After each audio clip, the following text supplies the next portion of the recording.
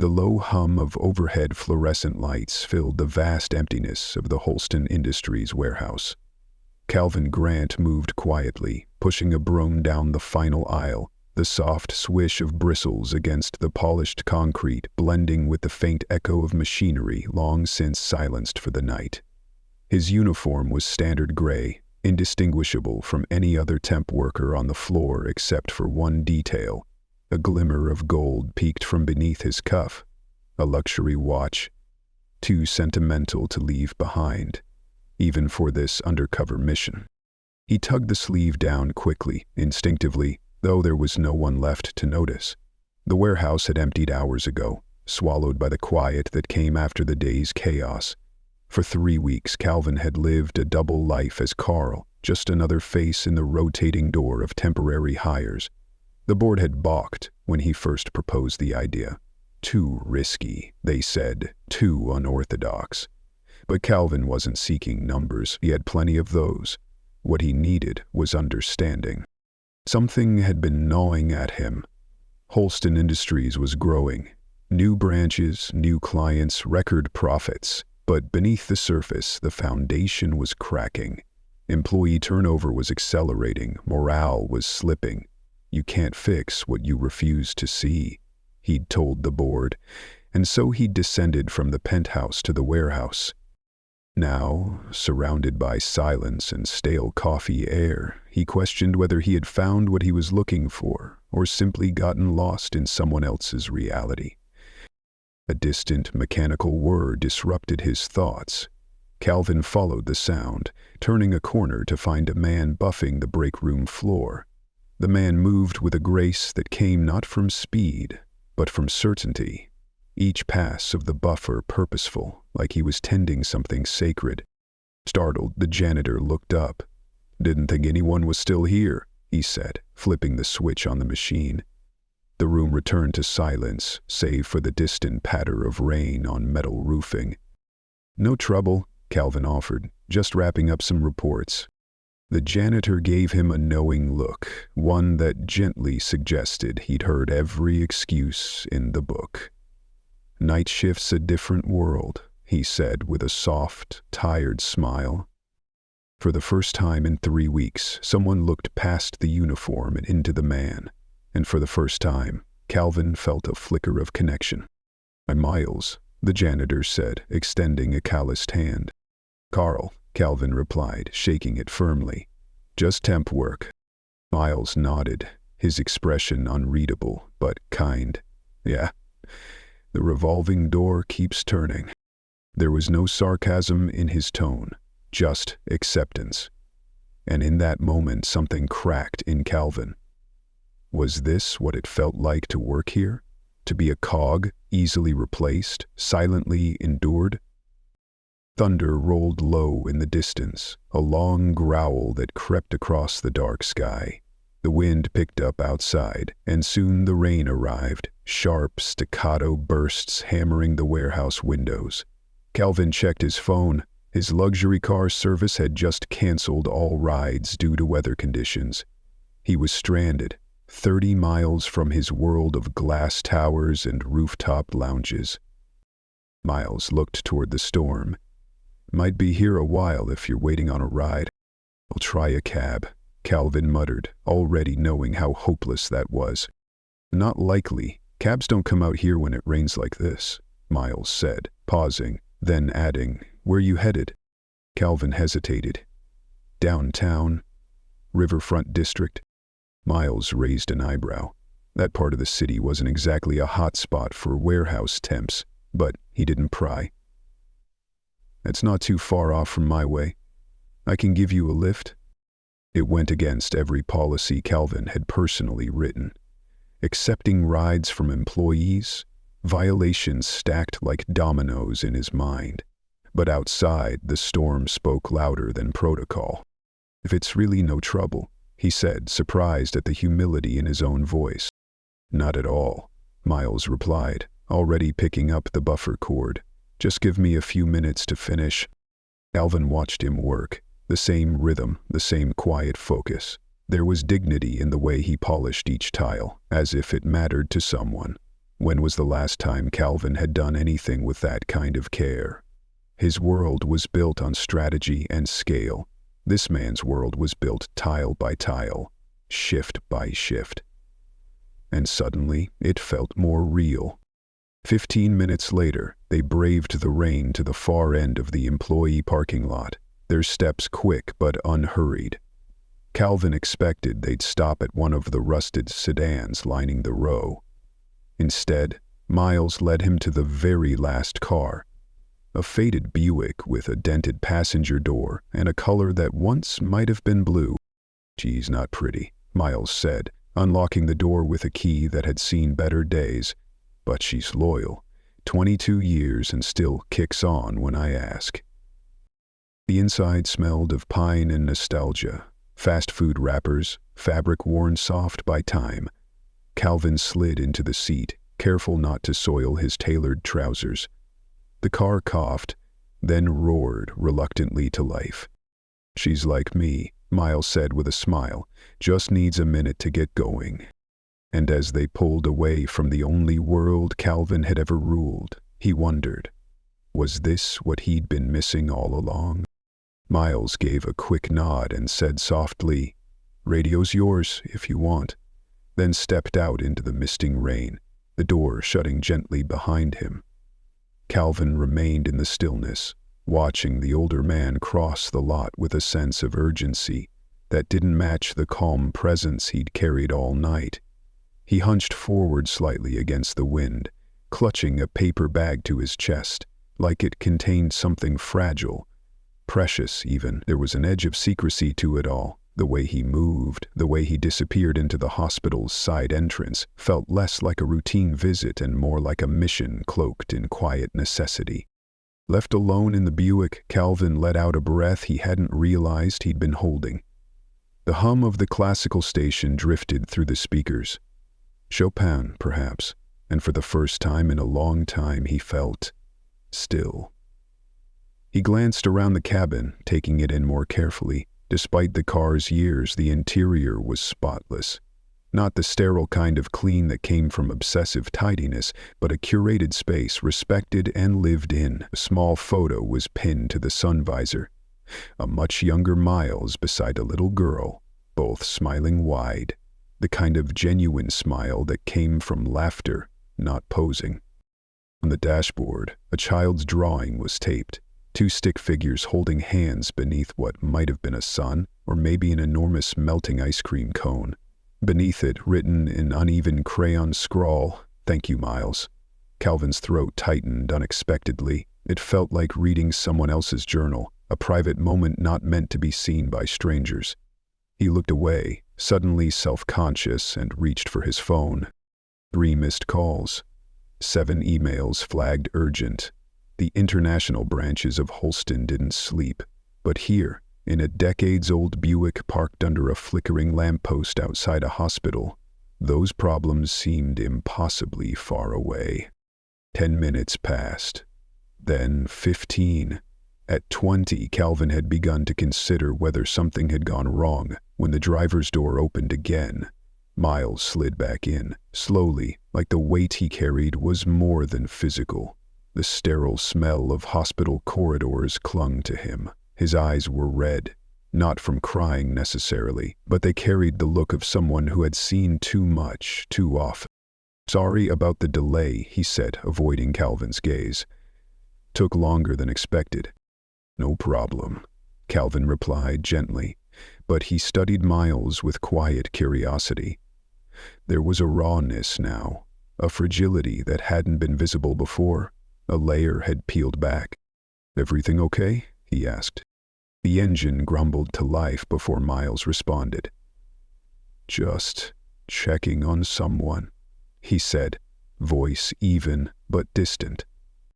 Calvin hesitated, then nodded toward the bags in the back seat. "Room 317? Miles's hands flexed slightly on the steering wheel. "Yeah, someone who doesn't get many visitors," he said softly. Then with practiced ease he shifted tone. "So, Riverfront District, huh? Must be nice up there."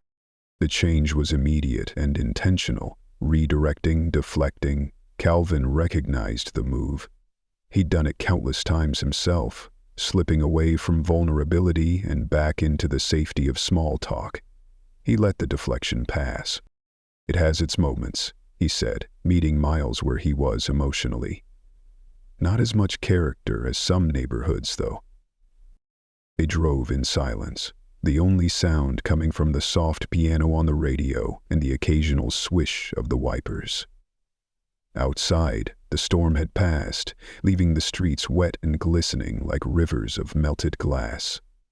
As they approached downtown, the skyline came into view, glittering with artificial stars. Calvin's building towered above the others, its top floors lost in low clouds, like a castle in the mist. "Mind if I ask you something?" Miles said suddenly. "Of course. You don't seem like the average warehouse temp. Way you talk, the way you hold yourself. You're used to giving orders, not taking them." Calvin froze internally. Was it that obvious? "I've had different jobs before," he offered cautiously, choosing ambiguity over denial. Miles gave a slow, knowing nod. "Life takes strange turns." He paused. 5 years ago, I was managing a manufacturing team. Small place, tight crew. Then came the layoffs, downsizing, closures. You know how it goes. Calvin listened more intently now, genuinely curious. "What happened?" "Priorities changed," Miles said with a quiet exhale. "Sometimes the road you're on, it looks right, feels right, but you start realizing you've driven past what matters, and it's too late to turn around without losing something." He glanced at the rearview mirror, but Calvin had the distinct impression he wasn't looking at traffic. He was looking at a moment. Something, or someone, long gone but still alive in memory. When they arrived at the building, the doorman's brows lifted at the sight of the ancient Buick, but Miles seemed unfazed, unaffected by the gold-plated surroundings or the silent judgment in polished shoes. "Thanks for the ride," Calvin said sincerely, "and for the company." "Anytime, Carl," Miles replied, eyes still distant. "See you tomorrow night." Calvin nodded, though he hadn't planned to return. Or at least, he hadn't until now. "I'll be there." As the Buick turned the corner and vanished into the shadows, Calvin stood motionless. The doorman approached with an umbrella, though the rain had long stopped. "Everything all right, Mr. Grant?" Calvin didn't respond immediately. His gaze remained on the empty street. "Yes, James," he finally said. "But I think I need to look into something." The next morning, Calvin entered Holston Industries corporate headquarters in his full CEO regalia, a tailored charcoal suit, Italian shoes, a presence that turned heads.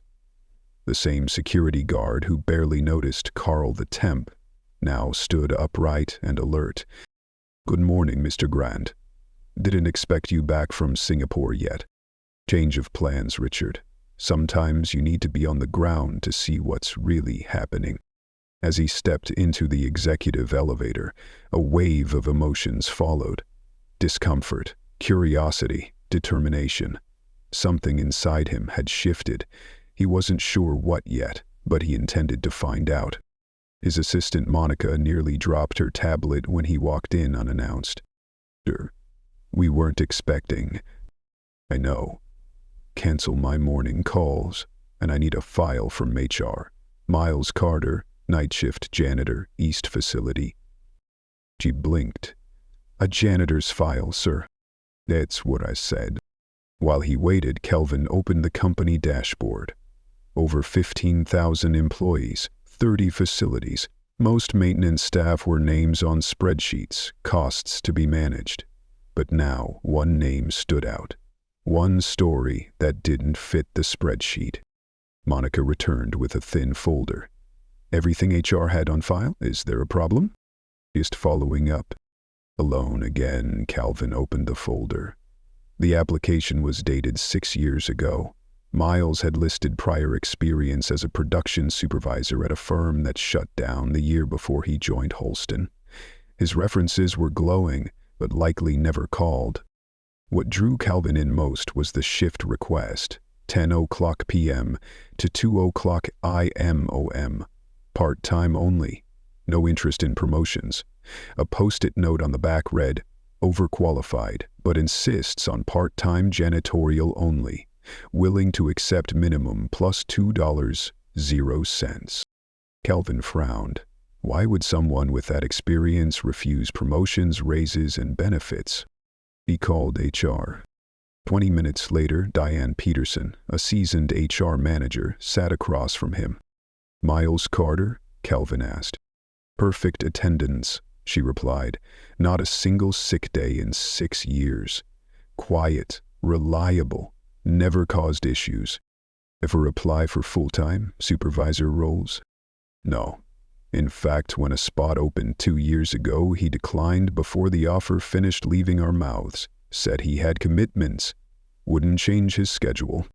"Medical conflict?" Calvin pressed.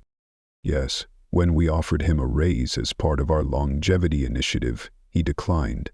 Signed a waiver, said it would affect his Medicare eligibility."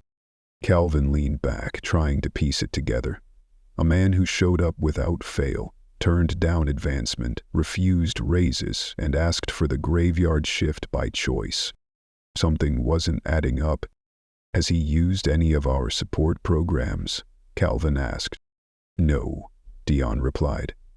"As part-time, he doesn't qualify for most, but even the ones he could access, never touched them." Left alone with the thin folder, Calvin stared at the quiet life it represented. A man who chose humility over ambition, silence over attention, and possibly sacrifice over success.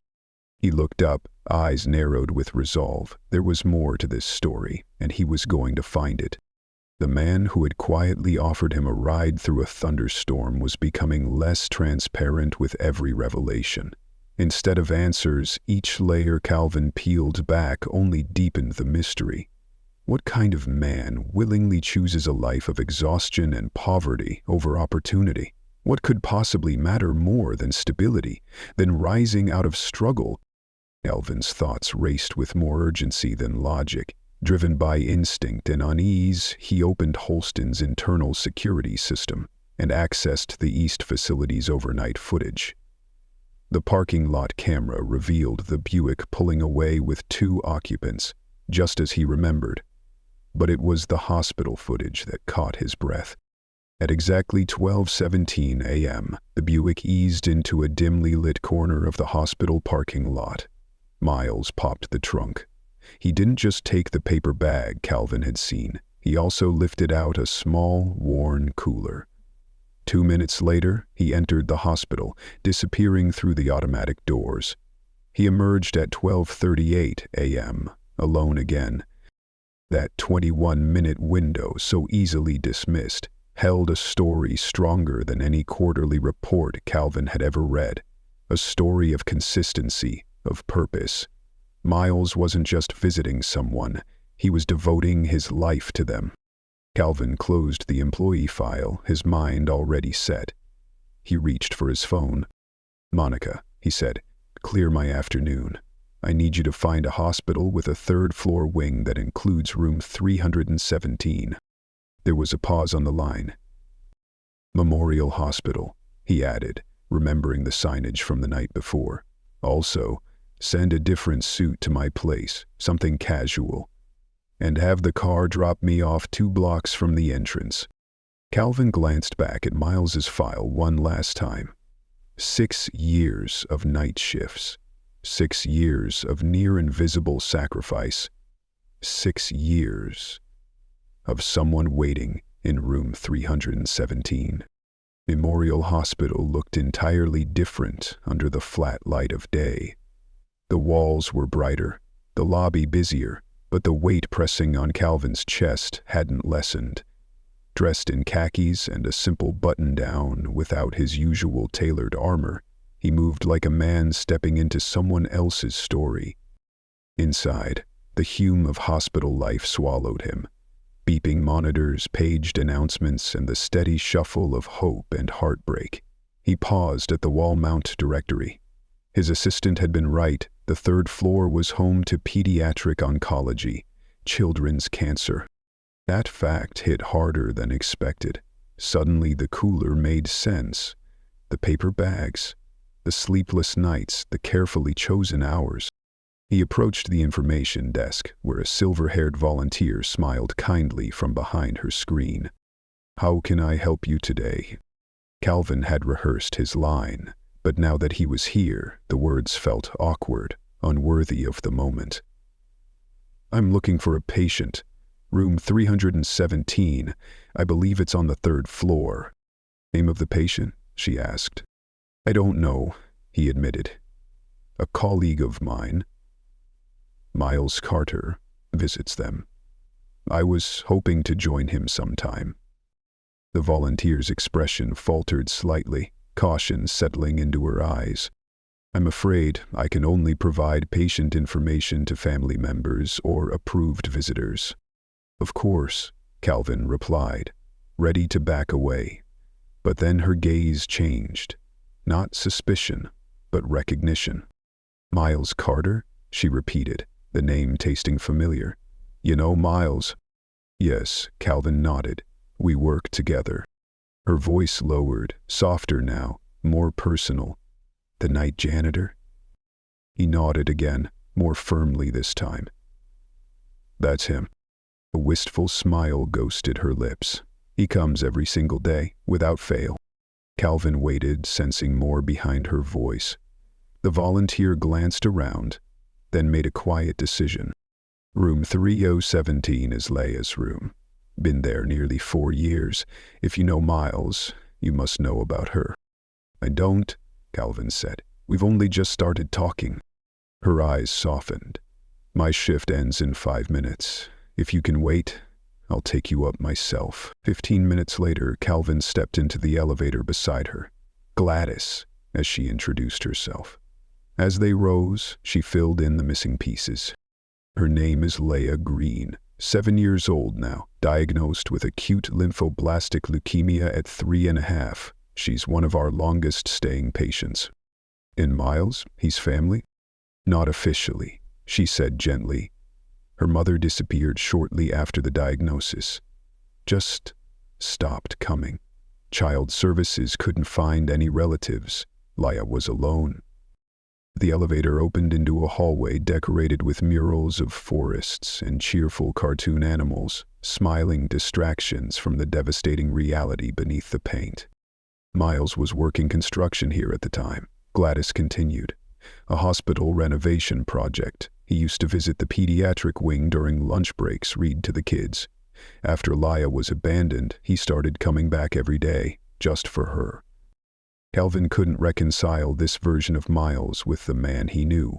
Quiet, reserved, invisible. "He's a volunteer." Gladys nodded. "But he applied for guardian friend status. It gives him permission to visit regularly and help with non-medical decisions. He's not her father, but he's been more consistent than most parents we see." They reached the nurse's station. A young nurse, initially wary of Calvin, relaxed only after a whispered exchange with Gladys. "Miles covers what the hospital can't," the nurse added. "He buys her books, soft foods she can eat, little toys for her good days. He even paid for her TV." "On a janitor's salary?" Calvin asked, his voice thick with disbelief. He works multiple jobs," she replied. "Never complains, never asks for help, just shows up." They walked down the corridor in silence, stopping outside room 317. Through the narrow opening, Calvin saw her small, fragile, connected to machines yet completely absorbed in a colorful game on a tablet. She smiled faintly, her face pale but glowing with something real. Joy. "Does she know?" Calvin asked softly. "About her mother?" The nurse nodded slowly. "She knows her mom couldn't handle her being sick. Miles never badmouths her. He just makes sure Laya knows she's not alone. And the cooler, her-made protein shakes. Miles spent weeks finding recipes that wouldn't upset her stomach. Makes them fresh every day. Calvin stood there, frozen by the weight of it all, the sacrifices, the silence, the choice to love a child who wasn't his. Why does he do it? He whispered. Is he related to her in any way? No, the nurse replied. He just says he couldn't walk away. Somebody had to be there, might as well be him. On the wall beside the door was a collage of drawings, flowers, animals, suns with smiling faces.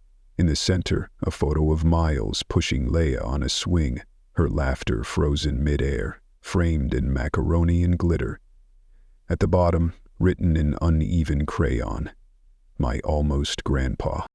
He's here every day, the nurse said quietly, after his evening shift, before his night shift at your company. Reads to her, helps her with school, just sits with her. Night shifts work for him. She sleeps better after 9. Calvin said nothing.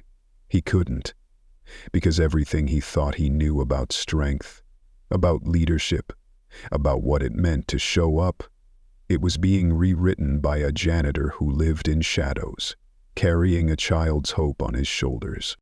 And for the first time in years, Calvin didn't feel like a CEO. He felt like a student, standing in the hallway of a hospital, learning what it meant to lead with heart. Calvin felt an ache tighten in his chest, subtle but unmistakable. He had heard business pitches that moved markets, seen innovations that redefined industries, but nothing in his career had hit him with the quiet, unrelenting power of a janitor's devotion to a sick child. The nurse and Gladys exchanged looks, hesitant. There's an experimental treatment, the nurse said cautiously. It's a new protocol. Promising, but the insurance company won't cover it, Gladys finished softly, her voice a whisper of frustration. And the out-of-pocket costs are more than most families can manage, let alone someone working part-time on minimum wage. Calvin turned again to the girl. Laya, her tiny fingers curled around the edge of the tablet, her face aglow in the screen's light, so fragile, so unaware that her survival might depend on someone else's overtime shifts and unanswered prayers. He stared at the photograph on the wall, the glitter-framed snapshot of a joy-filled afternoon, of a man who had no obligation and yet showed up every single day, a man who never asked for help. When does Miles usually arrive? Calvin asked, his voice quiet. 5:15, Gladys replied without hesitation. Every day. Brings her dinner before heading to his night job. Rain, snow, holidays. He's never missed once, not in 4 years. Calvin looked at his watch. It was a little after 3:00. He turned back to the women, his eyes wet but his voice steady. Thank you for everything. As he moved toward the exit, the nurse called after him, her voice unsure. Are you going to tell the company? About Miles? He paused in the doorway, the answer already waiting inside him.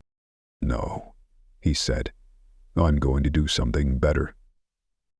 By the time Calvin returned to Holston Industries, the late afternoon sun had begun to cast long, golden shadows across the glass and steel of the corporate plaza. But he didn't take the executive elevator this time. He took the stairs, needing each step to settle his breath and ground his thoughts. Miles Carter wasn't just a name on a maintenance roster. He was a living example of quiet greatness, of what loyalty and love looked like when no one was watching.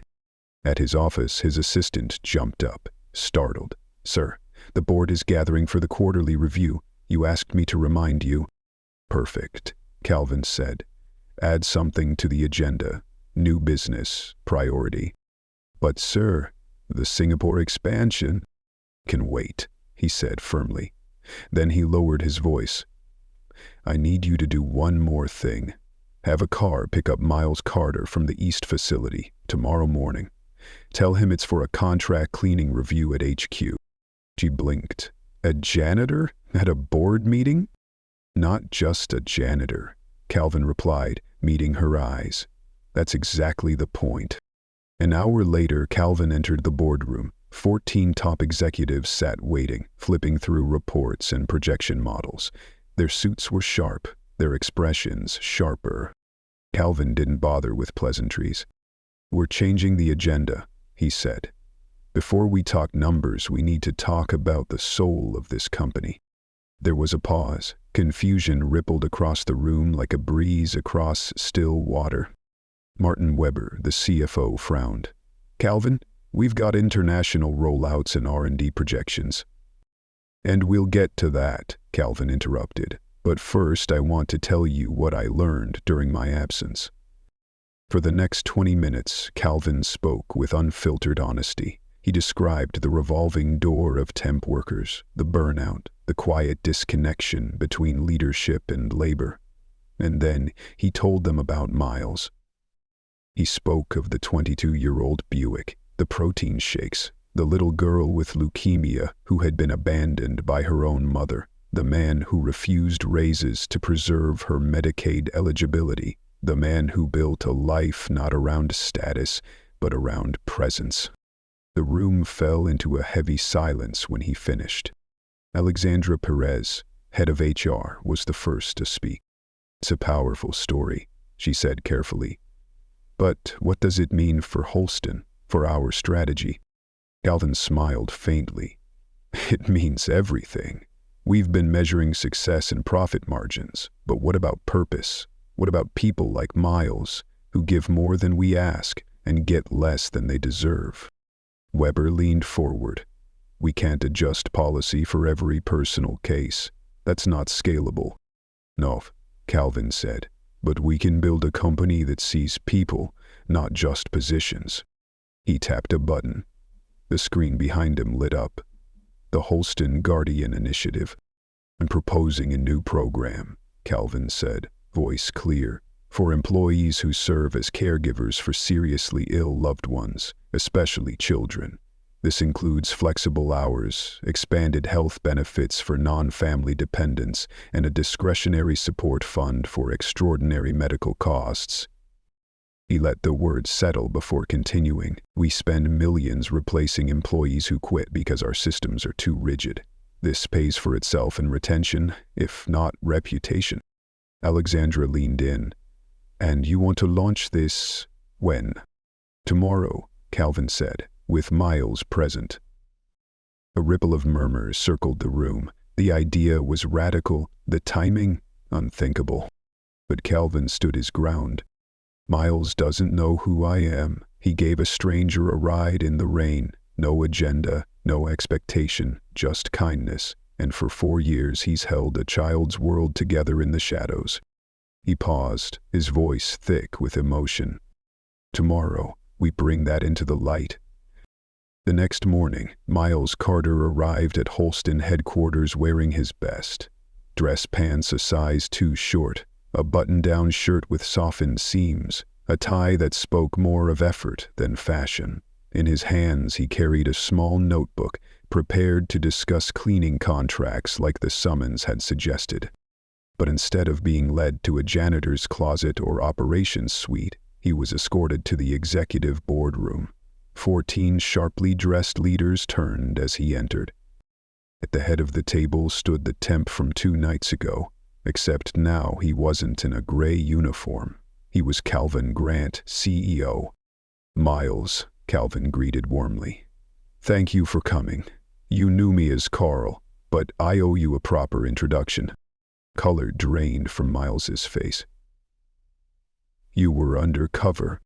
Calvin nodded, trying to understand our company from the ground up.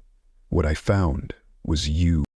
Miles opened his mouth to speak, perhaps to apologize. If this is about the hospital, he began. This isn't a reprimand, Calvin interrupted. It's a recognition. The boardroom doors opened again. A woman in a white coat entered. Dr. Catherine Lynn from Memorial Hospital. She's Laya's doctor, Calvin explained. and she has news. 6 months later, Holston Industries looked different. In the once sterile lobby hung a new installation, the Holston Guardian Wall, a gallery of employees who embodied extraordinary compassion in quiet corners of the company. At the center of it all, a photograph captured a swing set in motion. Leia midair, laughing with Miles behind her, pushing gently. Leia was still undergoing treatment, but she was stronger. Her room had new books, better equipment, and thanks to the Guardian Initiative, access to the experimental care she needed.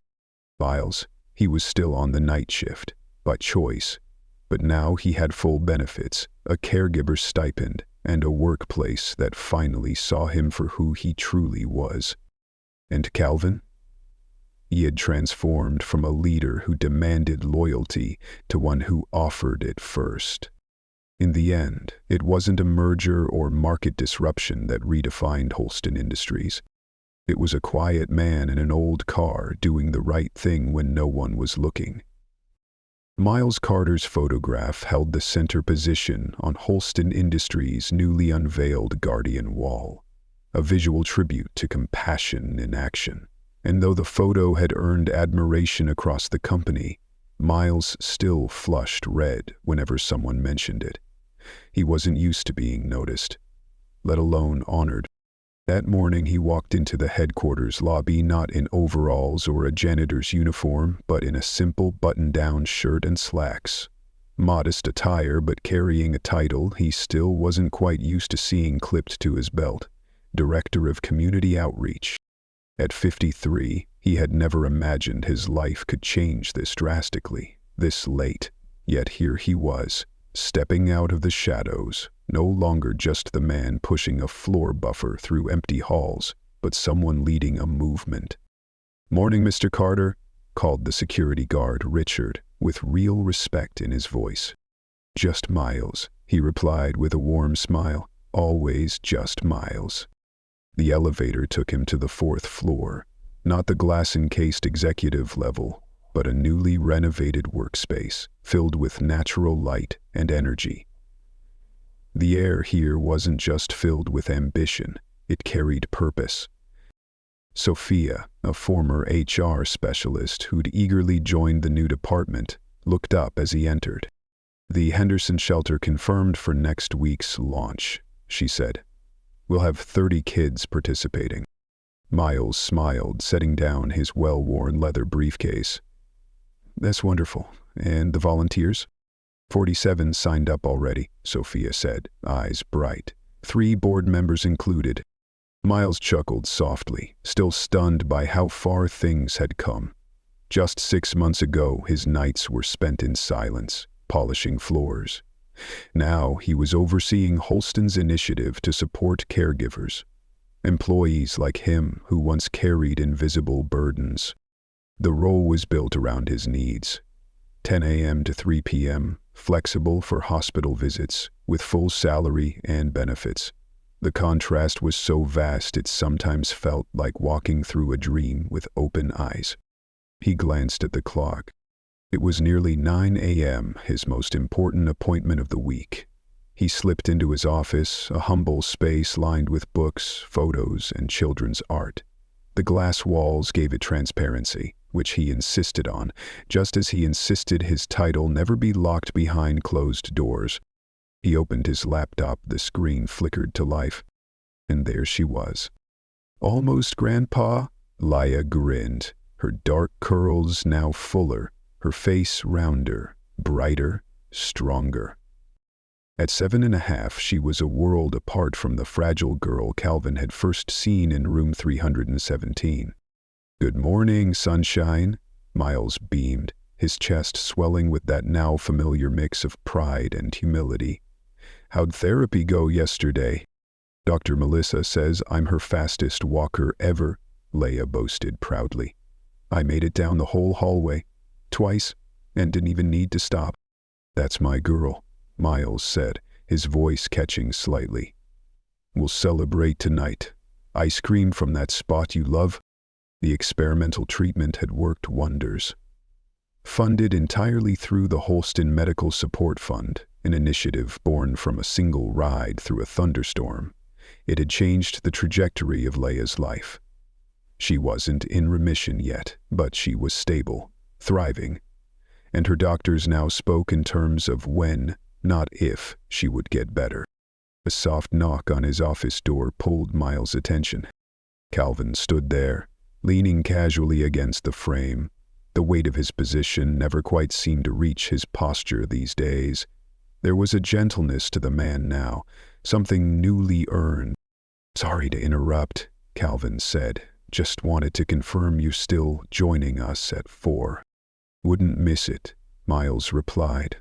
"Leia's last treatment for this cycle wraps up at 3. Calvin looked at the screen. "Hello, Leia.